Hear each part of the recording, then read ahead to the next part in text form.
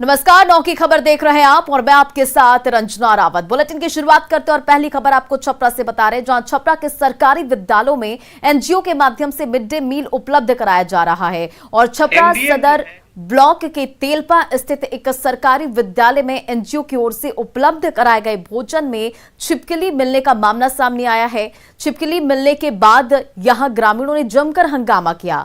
भोजन में छिपकली के मिलने के बाद कुछ बच्चों की तबीयत बिगड़ने की बात भी सामने आई, लेकिन डॉक्टरों ने कहा कि सभी बच्चों के हालात जो है वो खतरे से बाहर है। तो ये तो तस्वीरें आपके सामने कि भोजन में जो है वो छिपकली मिली है और इससे जो है लोगों में नाराजगी है। हालांकि नाराज लोगों ने हंगामा भी किया, लेकिन डॉक्टर ने कहा कि सभी बच्चे खतरे से बाहर हैं। ये तस्वीरें आपके सामने, आक्रोशित लोग सरकारी स्कूल के बाहर हंगामा करते हुए। और पहली तस्वीर देखिए कि किस तरह से भोजन में छिपकली मिली है, जिससे लोगों में नाराजगी है। कुछ बच्चों की तबीयत भी बिगड़ने की बात सामने आई है। नॉर्मल सीबीएस बॉल्स वगैरह सब बढ़िया है। जो बच्चे, कुछ ऐसे भी बच्चे हैं जिन्हें उल्टी भी हुई है। अभी तक तो ऐसा मेरे पास नहीं आया। मेरे पास नहीं आया ऐसा कि मांग करेंगे हम सरकार से कि हम लोग खाना विद्यालय में बाहर से नहीं आना चाहिए। हम लोग खाना यहीं बनना चाहिए, और नहीं तो सूखा खाना जो पहले मिलता था लड़का का पोषाहार वो मिलना चाहिए।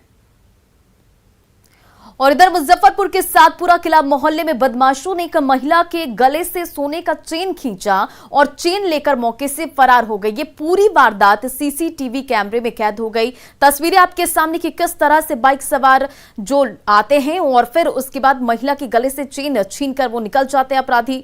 महिला ने इसकी शिकायत पुलिस से भी की। पुलिस सीसीटीवी की मदद से अपराधी तक पहुंचने की कोशिश कर रही है। और तस्वीरों में आप देख सकते हैं कि कैसे बाइक पर सवार अपराधी ने महिला से चेन छीनकर वहां से निकलते बने। खबर दानापुर से है, जहां पटना में नौबतपुर में बिहटा सरमेरा स्टेट हाईवे 78 पर डीजल से भरा पिकअप अचानक दुर्घटनाग्रस्त होकर बीच रोड पर पलट गया और जिसके बाद तेल लूटने के लिए ग्रामीणों की भीड़ जुट गई। जिसको जो हाथ लगा उसी में तेल भरने लगा। कोई बोतल तो कोई गैलन लेकर वहां तेल लूटने के लिए पहुंच गया। कुछ देर के बाद ड्राइवर को जब होश आया तो गाड़ी को सीधा करके गाड़ी लेकर वहां से चलता बना। मौके पर मौजूद लोगों ने कहा कि एक बड़ा हादसा होते होते बचा है और गाड़ी में लगभग 2200 लीटर डीजल भरा था, जिसमें 1600 लीटर गिरकर नष्ट हो गया। हैरानी की बात यह है कि इसकी जानकारी नौबतपुर पुलिस को नहीं है। तो देखिए यह तस्वीरें दानापुर से, जहां पर एक गाड़ी जो है डीजल से भरा जो पिकअप वैन है वो पलट गया और फिर तेल लूटने वालों की वहां पर भीड़ लग गई। जिसको जो हाथ लगा उससे वहां पर पहुंचा और तेल वहां से लूटने की होड़ मच गई। थोड़ी देर बाद ड्राइवर को होश आया और उसके बाद जो ड्राइवर है वो वहां से वो पिकअप वहां से लेकर चलता बना।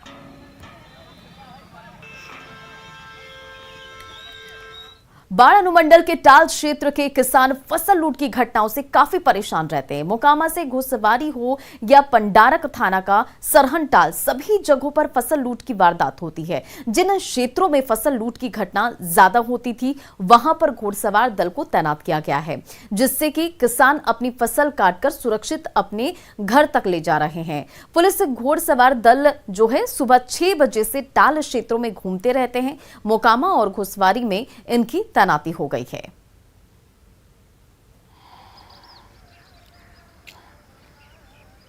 देखिए, टाल क्षेत्र में पहले से भी यहाँ पर फसल कटने के समय घुड़सवार दल आता रहा है। और इस बार हम लोगों ने पिछले चुनाव में जो पंचायत स्तर के चुनाव थे उनमें भी घुड़सवार दस्ते मंगवाए थे।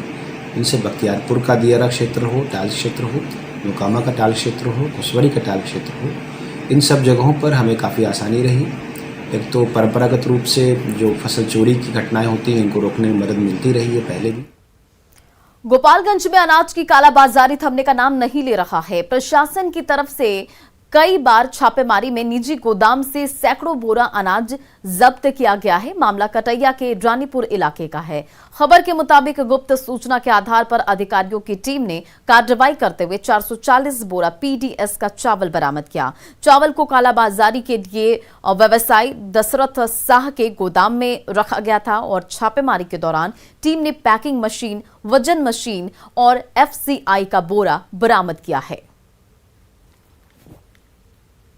उधर सिवान में शिक्षक और उनके भाई पर हमला हुआ है। दोनों की हालत गंभीर बनी हुई है। घटना आंदर थाना क्षेत्र के हसनपुरवा गांव की बताई जा रही है और बिहार अराजपत्रित शिक्षक संघ के जिला सचिव शिक्षक अशोक कुमार प्रसाद और उनके भाई अनिल प्रसाद पर जानलेवा हमला किया गया है।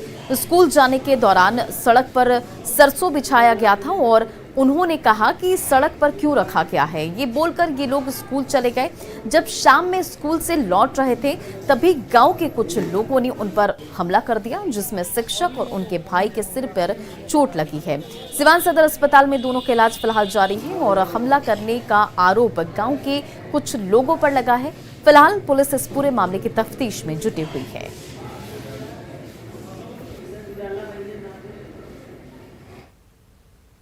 इधर भोजपुर के जगदीशपुर में युवक की कथित पिटाई से हुई मौत के बाद मृतक का शव पोस्टमार्टम के लिए डीएम और एसपी की मौजूदगी में सदर अस्पताल में हुआ और मृतक रोहित की मां ने बेटे की मौत के मामले में स्थानीय पुलिस को दोषी बताया है।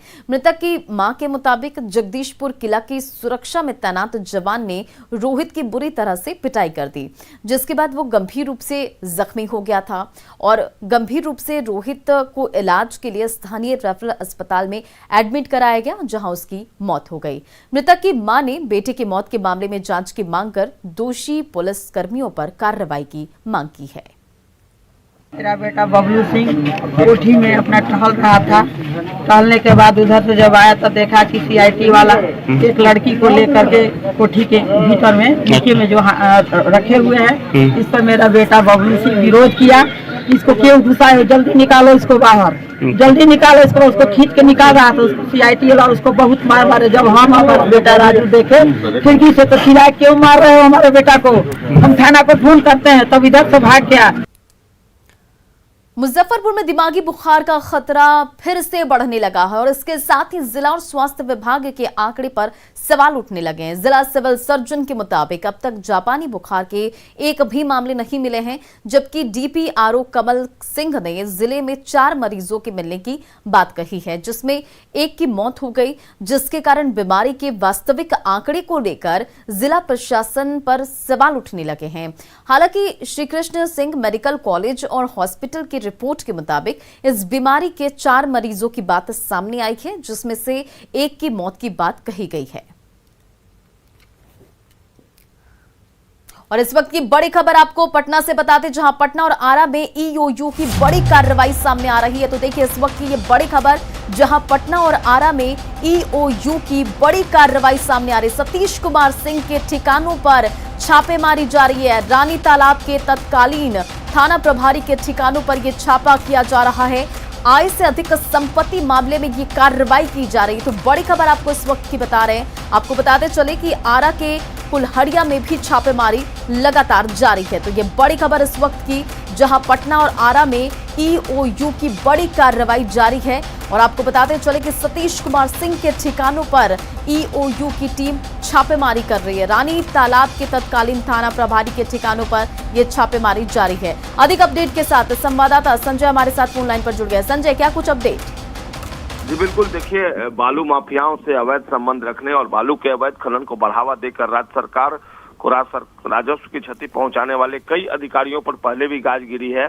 और इसी कड़ी में आज रानी तालाब के जो पूर्व थानाध्यक्ष हैं उनके खिलाफ छापेमारी चल रही है। इनका नाम सतीश कुमार सिंह है और इन पर आरोप है कि इन्होंने गैर कानूनी धंधे में संदिग्ध भूमिका निभाई है और इनके खिलाफ पहले से जांच चल रही थी और उनके द्वारा आय से अधिक परिसंपत्ति अर्जित किए जाने का भी आरोप है। एडीजी ईओयू आर्थिक अपराध इकाई नैयर हसनैन खान के निर्देश पर यह छापेमारी चल रही है और इनके खिलाफ आर्थिक अपराध इकाई में पहले ही आय से अधिक संपत्ति मामले को लेकर एक केस दर्ज किया गया था एफआईआर, जिसका नंबर है 14/2022 और 29 मार्च यानी कल ये FIR लॉन्च किया गया है और विभिन्न धाराओं में जो FIR लॉन्च किया गया उसके बाद न्यायालय से सर्च का वारंट मिला और आज उनके ठिकानों पर छापेमारी चल रही है। पटना में दानापुर में जो उनका आवास है वहां पर छापेमारी चल रही है। सैनिक जो कॉलोनी है गोला रोड में वहां पर इनका मकान है, वहां पर छापेमारी चल रही है। इसके अलावा कुल्हरिया यानी कोइलवर में भी इनका जो पैतृक आवास है वहां पर छापेमारी चल रही है। देखना होगा आय से अधिक संपत्ति कितनी मिलती है इनके यहाँ, लेकिन निश्चित तौर पर जिस तरीके से आर्थिक अपराध इकाई लगातार कार्रवाई कर रही है वैसे में भ्रष्ट अफसरों में हड़कंप मचा हुआ है और आने वाले दिनों में अभी कई अफसर जो हैं वह EOU के रडार पर हैं। जी चलिए, इन तमाम जानकारियों के लिए बहुत बहुत शुक्रिया संजय। बढ़ते आगे और आज पटना में मौसम का मिजाज बदला नजर आया। ठंडी हवाएं चल रही है जिससे लोगों को गर्मी से थोड़ी सी राहत मिली है। मौसम विभाग की माने तो आने वाले 2 दिनों में गर्मी से राहत मिलेगी। देखिए संवाददाता आनंद अमृतराज की ये रिपोर्ट।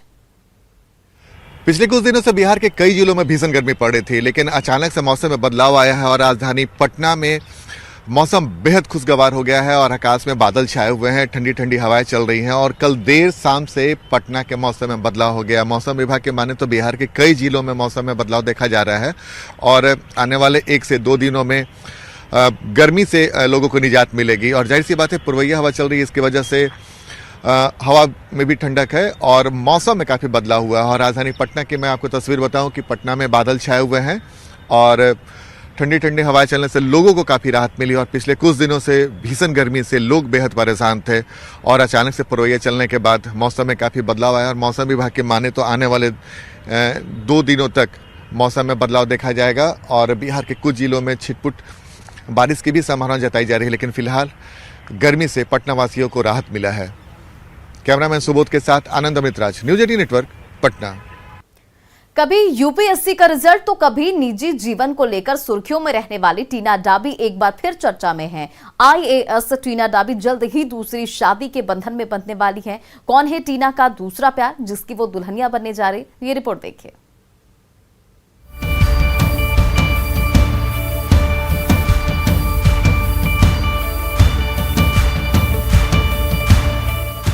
फिर दुल्हनिया बनेंगी टीना डाबी। टीना को मिला सपनों का राजकुमार। सोशल मीडिया पर मोहब्बत का इजहार। सोशल मीडिया पर ट्रेंड करने लगी टीना। इन दिनों टीना डाबी सोशल मीडिया पर ट्रेंड में हैं। वजह उनकी दूसरी शादी के फैसले की खबर है। प्रोफेशनल से ज्यादा अपनी निजी जिंदगी को लेकर चर्चा में रही 2015 बैच की IAS टॉपर टीना डाबी ने IAS अधिकारी प्रदीप गवांडे को जीवन साथी चुना है। यूपीएससी टॉपर IAS अधिकारी टीना डाबी ने दूसरी शादी करने का फैसला लिया है। वो एक बार फिर IAS अधिकारी से ही शादी कर रही हैं। वो 2013 बैच के IAS प्रदीप गवांडे के साथ जल्द शादी करने वाली हैं। डाबी और गवांडे ने अपने इंस्टाग्राम अकाउंट से तस्वीरें शेयर कर अपने इस रिश्ते की जानकारी सामने रखी, लेकिन सोशल मीडिया पर इन तस्वीरों के साथ बधाई देने की जगह कुछ लोगों ने बहस कुछ दूसरी तरफ ही मोड़ दी। 2015 में किया था यूपीएससी की परीक्षा में टॉप। 2016 में राजस्थान कैडर से IAS ऑफिसर बनी। टीना की बहन ने भी पास की यूपीएससी की परीक्षा। दरअसल टीना सबसे पहले 2015 में यूपीएससी की परीक्षा में टॉप कर चर्चा में आई थी। इसके बाद 2016 में वो राजस्थान कैडर से IAS ऑफिसर बनी। ट्रेनिंग के दौरान टीना और अतहर के बीच प्रेम हो गया। इसके बाद 2018 में दोनों ने शादी कर ली, लेकिन ये शादी सिर्फ 2 साल चली। दोनों ने 2020 में अलग होने का फैसला करके सभी को चौंका दिया। इसके बाद अतहर अपने जम्मू कश्मीर कैडर में चले गए। वहीं टीना की बहन रिया ने भी पिछले साल यूपीएससी की परीक्षा पास की थी। उन्होंने सिर्फ 23 साल की उम्र में यह उपलब्धि हासिल की है। सोशल मीडिया पर काफी एक्टिव हैं टीना डाबी। इंस्टाग्राम पर हैं 1 मिलियन से ज्यादा फॉलोअर्स। सोशल मीडिया पोस्ट के जरिए अपने रिश्ते का किया ऐलान। टीना डाबी सोशल मीडिया पर एक्टिव रहती हैं। बताया जाता है कि उनके इंस्टाग्राम पर 1 मिलियन से ज्यादा फॉलोअर्स हैं। इसी के चलते अपने फैंस के लिए आईएएस टीना डाबी ने खुद अपने सोशल मीडिया अकाउंट पर अपने होने वाले पति के साथ तस्वीरें साझा करके इसकी जानकारी दी है। टीना ने खुद अपनी नई जिंदगी के बारे में सोशल मीडिया पर कुछ इस अंदाज में खुलासा किया। प्रदीप गवांडे के साथ उन्होंने तस्वीरें साझा की। टीना डाबी ने अपने होने वाले पति प्रदीप के साथ फोटो शेयर कर लिखा, वो मुस्कान पहन रही हूं जो तुम दे रहे हो। राज्यसभा में चर्चा के दौरान बीजेपी सांसद सुशील मोदी ने कहा कि सुप्रीम कोर्ट के फैसले का असर बिहार के में नगर निकाय चुनाव पर पड़ सकता है। सुशील मोदी ने कहा कि ज्यादातर राज्यों में सरकारी सेवा, शिक्षा और स्थानीय निकायों में पिछड़े वर्गों की एक ही लिस्ट है, जबकि कोर्ट के अनुसार जहां पंचायत और स्थानीय निकायों में पहले से आरक्षण है, वहां अलग आयोग गठित कर नई लिस्ट तैयार की जानी है जो सरकारी और सेवा और शिक्षा के आरक्षण की लिस्ट से अलग हो। दिनों में सुप्रीम कोर्ट का एक फैसला आया है और सुप्रीम कोर्ट ने यह कहा कि एजुकेशन और जॉब की लिस्ट अलग होगी और पॉलिटिकल रिजर्वेशन की लिस्ट अलग होगी। और इसका परिणाम यह हुआ है कि मध्य प्रदेश में और महाराष्ट्र में पंचायत और अर्बन लोकल बॉडीज के चुनाव को स्थगित करना पड़ा है। कर्नाटक में और बिहार में भी चुनाव कराना मुश्किल हो गया है क्योंकि पॉलिटिकल रिजर्वेशन की अलग लिस्ट बनाना ये बहुत ही कठिन काम है। और कोर्ट ने कहा है कि एक डेडिकेटेड कमीशन बनाइए and to conduct a rigorous empirical inquiry into the nature and implications of backwardness को local bodies within the state. ये काम बहुत कठिन काम है। और कोर्ट ने यह भी कहा कि ट्रिपल टेस्ट, बिना ट्रिपल टेस्ट के आप इलेक्शन नहीं करा सकते हैं। बिहार का गौरव और पटना का श्री राधा बांके बिहार इस्कॉन मंदिर बनकर पूरी तरीके से तैयार है। इस्कॉन मंदिर का उद्घाटन 3 मई को किया जाएगा और उद्घाटन समारोह में मुख्यमंत्री नीतीश कुमार, प्रधानमंत्री नरेंद्र मोदी के साथ साथ कई लोगों को आमंत्रण भेजा गया है। यहां मंदिर 2 एकड़ में 100 करोड़ की लागत से इस मंदिर को बनाया गया है और इस मंदिर में 84 खंबे हैं और इस मंदिर में सेल्फी पॉइंट भी बनाया गया है जहां से भक्त भगवान के साथ सेल्फी ले सकते हैं।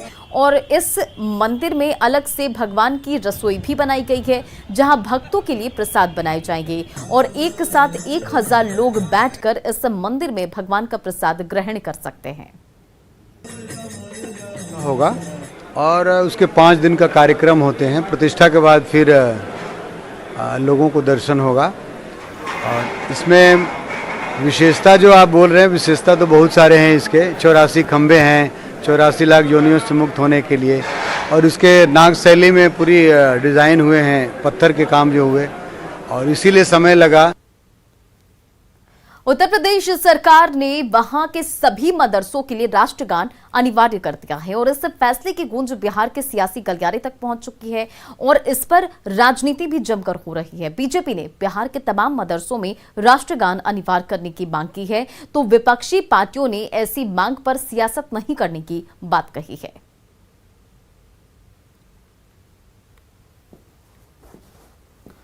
राष्ट्रगान आपत्ति नहीं है, कोई दिक्कत नहीं है। अगर है उस टाइप का व्यवस्था है तो गाना चाहिए, कोई दिक्कत नहीं है। ये बातें मदरसे में पढ़ने वाला छात्र कह रहा है। इसे राष्ट्रगान से कोई आपत्ति नहीं तो फिर ये सवाल क्यों?